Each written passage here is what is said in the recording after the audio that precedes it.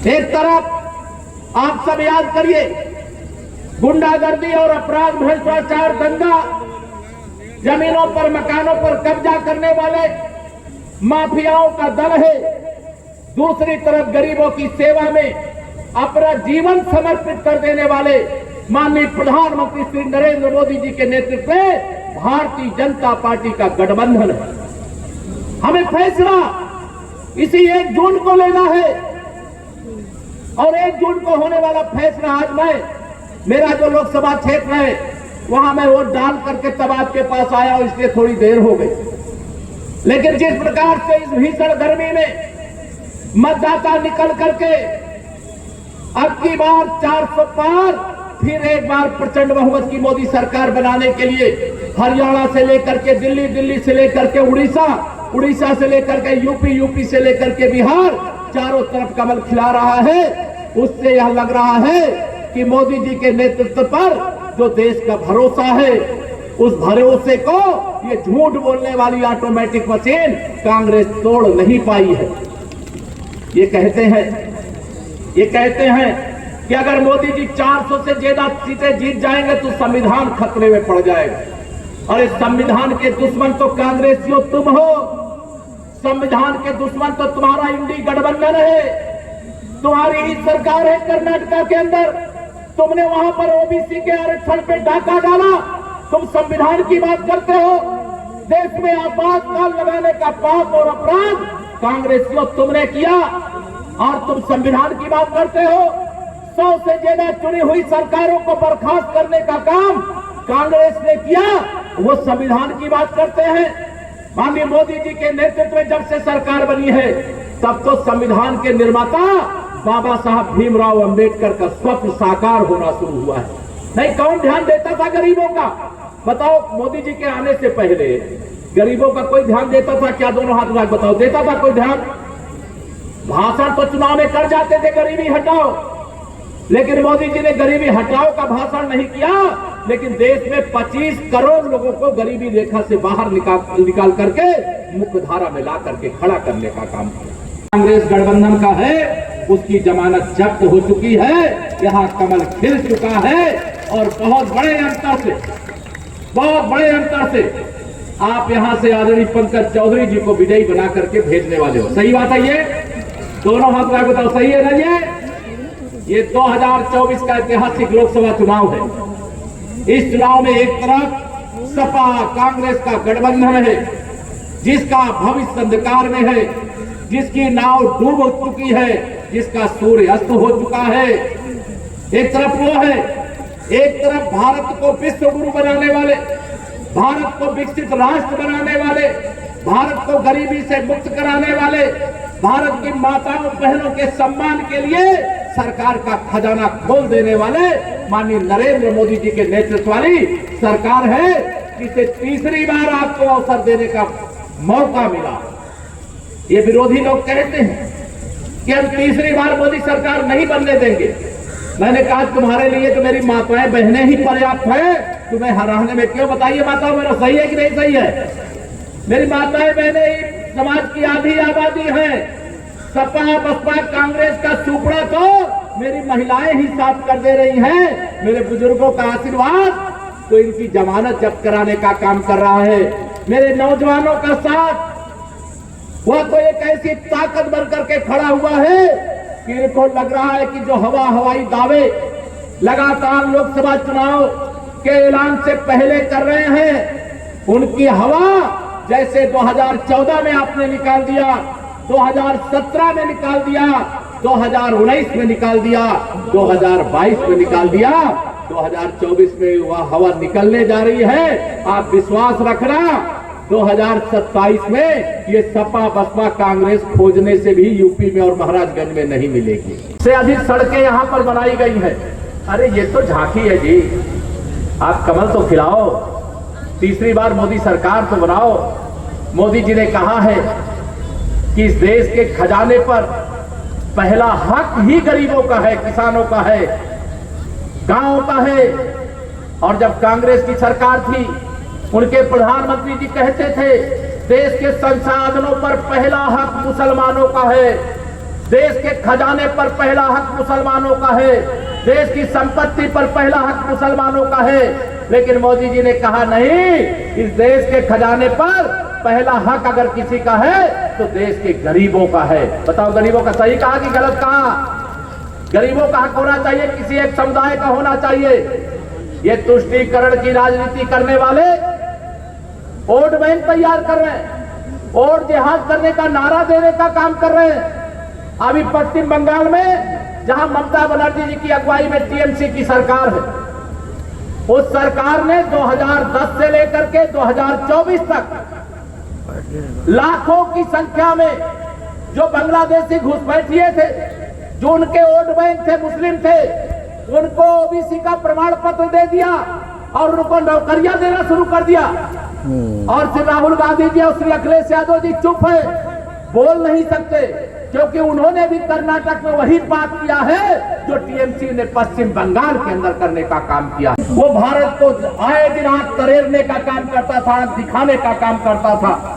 मुझे याद है 2014 के चुनाव में हमारे प्रधानमंत्री जी ने कहा था, ना हम किसी को आंख दिखाएंगे और ना किसी के सामने आंख झुकाएंगे, हम किसी को छेड़ेंगे नहीं, लेकिन अगर किसी ने भारत को छेड़ा तो उसको छोड़ेंगे भी नहीं। ये मोदी जी ने कहा था और वो करके दिखाया कि नहीं दिखाया? मोदी जी के नेतृत्व में देश में सरकार बनने के बाद 2 आतंकवादी हमले हमारे ऊपर हुए थे। एक आतंकवादी हमला उरी में हुआ था, दूसरा आतंकवादी हमला पुलवामा में हुआ था। लेकिन हमारे देश के वीर बांकुरों सैनिकों ने सर्जिकल स्ट्राइक करके, एयर स्ट्राइक करके ईद का जवाब पत्थर से देने का काम किया। और मोदी जी के नेतृत्व में अपने देश में सरकार क्या बनाई? जो पाकिस्तान कश्मीर मांगता दुनिया में घूमता था, आज दुनिया में भीख मांगता हुआ दिखाई दे रहा है। ये आप सबके आशीर्वाद का प्रताप 8 साल में नहीं कर सके। आज हम तेजी से आगे बढ़ रहे हैं। मेरी माताएं बहनें इतनी बड़ी संख्या में आप सब आई हो। मेरे मोदी जी ने कहा है कि देश में 3 करोड़ दीदियों को लखपति दीदी बनाएंगे। अब ये कांग्रेसियों को, सपाइयों को, बसपाइयों को कैसे बचेगा? अगर कोई लखपति दीदी हो जाएगी तो इनकी बात सुनेगी क्या? जिनके पास रहने का घर नहीं है। प्रधानमंत्री जी ने कहा है हमने पूरी जांच करा लिया है और जांच से ये पता चला है कि जब सपा बसपा कांग्रेस के गठबंधनों की सरकार रहती थी, इन्होंने सूची बनाने में भी घोटाला कर दिया। जो गरीब था उसे अमीर दिखा दिया और जो अमीर था उसे गरीब दिखा दिया। लेकिन मोदी जी ने उसका भी पता लगा लिया और उन्होंने फैसला किया है। जब आदरणीय पंकज जी कह रहे थे कि इस देश के अंदर प्रधानमंत्री गरीब कल्याण अन्न योजना का राशन आपको लगातार कोरोना काल से मिल रहा है, 4 जून के बाद भी 5 साल इसी प्रकार मिलता रहेगा, ये मोदी की गारंटी। मोदी जी ने कहा है 4 जून को तीसरी बार सरकार बनने के बाद 3 करोड़ गरीबों का घर और बनाने का काम करूंगा। और जो भ्रष्टाचारी है, 6वें चढ़ का आज मतदान हो रहा है, उन भ्रष्टाचारियों की नींद हराम हो रही है। हमें भी पता है, उनको भी पता है कि तीसरी बार मोदी सरकार बन रही कि नहीं बन रही? बताओ आप लोग, दोनों हाथ में बताओ, बन रही कि नहीं बन रही है?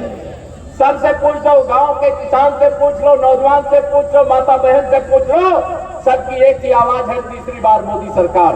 और अब की बार 400 पार। वैसे ही झुकझुकी बढ़ी हुई है ये सपा बसपा कांग्रेस वालों की, क्योंकि बहुत सारे लोग जमानत पर इस समय हैं। उनको मालूम है कि 4 जून के बाद जो जमानत पर हैं उनको जेल जाना पड़ेगा। अब वो डरे हुए हैं, मोदी जी का विरोध कर रहे हैं कि किसी भी तरीके से मोदी जी तीसरी बार देश के प्रधानमंत्री ना बनने पावे। अरे तुम्हारे भ्रष्टाचारी गठबंधन के रोके मोदी जी नहीं रुकने वाले हैं, क्योंकि देश का गरीब मोदी जी को प्रधानमंत्री की कुर्सी पर बैठाना चाहता है। अगर देश का गरीब बैठाना चाहता है, किसान बैठाना चाहता है, नौजवान बैठाना चाहता है, मेरी माताएं बहनें बैठाना चाहती हैं, तो इनकी औकात है क्या इनको कि मोदी जी को तीसरी बार पीएम बनने से रोक पाएंगे क्या? दोनों हाथ में बताओ, रोक पाएंगे क्या? मैं आप सब लोगों से आज बड़ी देर से आप गर्मी में बैठे हैं, लेकिन ये कहने आया हूं, समाजवादी पार्टी की साइकिल को आपने 2014 में पंचर कर दिया था। कांग्रेस की हवा तो ऐसे भी खराब है। आज उत्तर प्रदेश में कांग्रेस पार्टी के 403 में से केवल 2 विधायक हैं। एक आपके महाराजगंज से एक्सीडेंटल जीत गया था, वही मुझे सुना है कि वही प्रत्याशी है, वही यहाँ पर प्रत्याशी है, लेकिन मैंने सुना वो चुनाव प्रचार करने ही नहीं निकल रहे हैं। सही है क्या?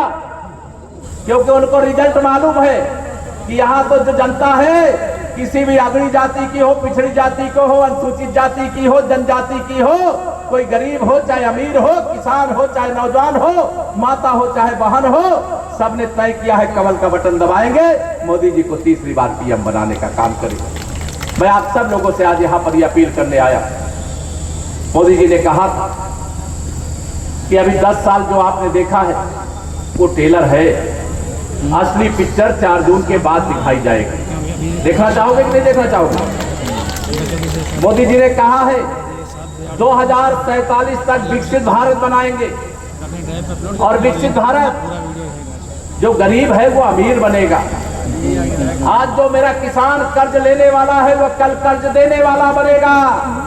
जो आज मेरी माताएं बहनें 10,000 रुपया महीना कमाना जिनके लिए मुश्किल हो जाता है, उनके वो लखपति दीदी के रूप में 3 करोड़ दीदियां इस देश के अंदर खड़ी हो जाएंगी। ये मोदी जी की गारंटी। नहीं डाल सकता, दलितों के हक पर कोई लूट नहीं सकता, आदिवासियों के अधिकारों पर कोई आक्रमण नहीं कर सकता।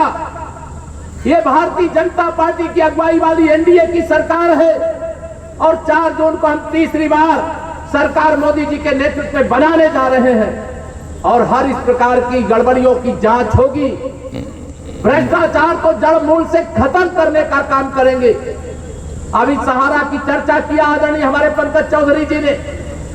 सहारा ही नहीं, बहुत सारे ऐसे भ्रष्टाचार के काम इस देश में, जब कांग्रेस होती है तो भ्रष्टाचार होता है, कांग्रेस होती है तो लूट होती है, कांग्रेस होती है तो दिल्ली से 1 रुपया गरीबों के नाम पर योजना बना करके भेजती है और 85 पैसा दलाली खा जाती है।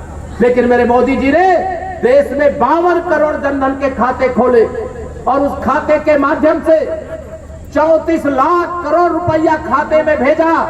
चाहे वो आवास का पैसा हो, चाहे सम्मान निधि का पैसा हो, और चाहे किसी अन्य योजना का पैसा हो, लेकिन सारा पैसा भेजने का काम किया और पूरा पैसा लोगों के खाते में पहुंचा। अगर ये कांग्रेसी और सपाई बसपाई होते तो 15% का मतलब 5 लाख करोड़ रुपया लोगों को मिलता, 29 लाख करोड़ ये दलाली खा जाते। इनकी दलाली बंद होनी चाहिए कि नहीं बंद होनी चाहिए? आप लेकिन 500 किलोमीटर चल करके गाजीपुर गए, जब माफिया मुख्तार अंसारी की मौत हो गई थी, कहे वो मसीहा था। मुख्तार अंसारी मसीहा था क्या? था क्या? अतीक अहमद मसीहा था क्या? इनके मसीहा अतीक अहमद जैसे और मुख्तार अंसारी जैसे माफिया मसीहा होते हैं, लेकिन माननीय नरेंद्र मोदी जी के लिए कौन है? इस देश का गरीब है, इस देश का किसान है, वो उनके पुजारी हैं। वो गरीबों को अपना देवता मानते हैं, इस देश के किसानों को अपना देवता मानते हैं, इस देश की माताओं बहनों को अपनी देवी मानते हैं। इसलिए ऐसी देवियों को, ऐसे माताओं बहनों को, ऐसे बड़े बुजुर्गों को जिनकी वो पूजा करते हैं, मैं आप सबसे निवेदन करता हूं, आने वाली 1 तारीख को यह मत समझना कि यहाँ प्रत्याशी